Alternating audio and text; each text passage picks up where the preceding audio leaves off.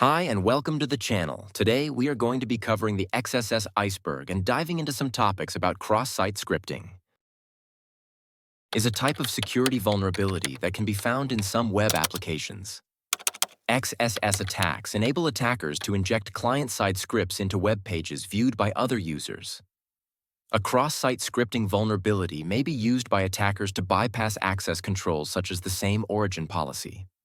During the second half of 2007, XSSED documented 11,253 site-specific cross-site vulnerabilities, compared to 2,134 traditional vulnerabilities documented by Symantec. XSS effects vary in range from petty nuisance to significant security risk, depending on the sensitivity of the data handled by the vulnerable site and the nature of any security mitigation implemented by the site's owner network. Although prototype pollution is often unexploitable as a standalone vulnerability, it lets an attacker control properties of objects that would otherwise be inaccessible. If the application subsequently handles an attacker-controlled property in an unsafe way, this can potentially be chained with other vulnerabilities.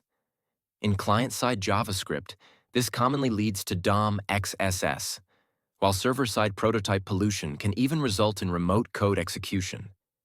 If you're unfamiliar with how prototypes and inheritance work in JavaScript, we recommend reading the following overview before continuing. JavaScript prototypes and inheritance.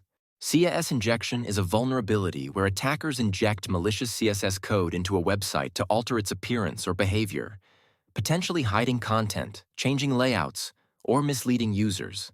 While it doesn't execute scripts or steal data directly, it can be used for phishing or defacing a site.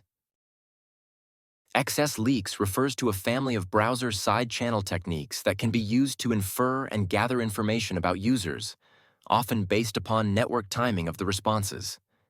XS leak attacks attempt to circumvent web security controls by analyzing response times and other factors in order to infer user data. LAX cross-site scripting. Same site is a cookie attribute designed to mitigate CSRF attacks, as defined in RFC 6265 BIS. It controls whether cookies are sent with cross-site requests, with 3 possible values: lax, strict, or none. Strict. Cookies are not sent in any cross-site browsing context. For example, if GitHub uses the strict value, a logged-in user following a link from an external site won't have their session cookie sent, blocking access to private content. Lax. Provides a balance between security and usability. Cookies are sent when following regular links, but blocked for potentially CSRF vulnerable requests like post. Thanks for watching, and if you like this kind of content, please consider dropping a like and subscribing. Links will be in the description for further research into XSS. Have a great day.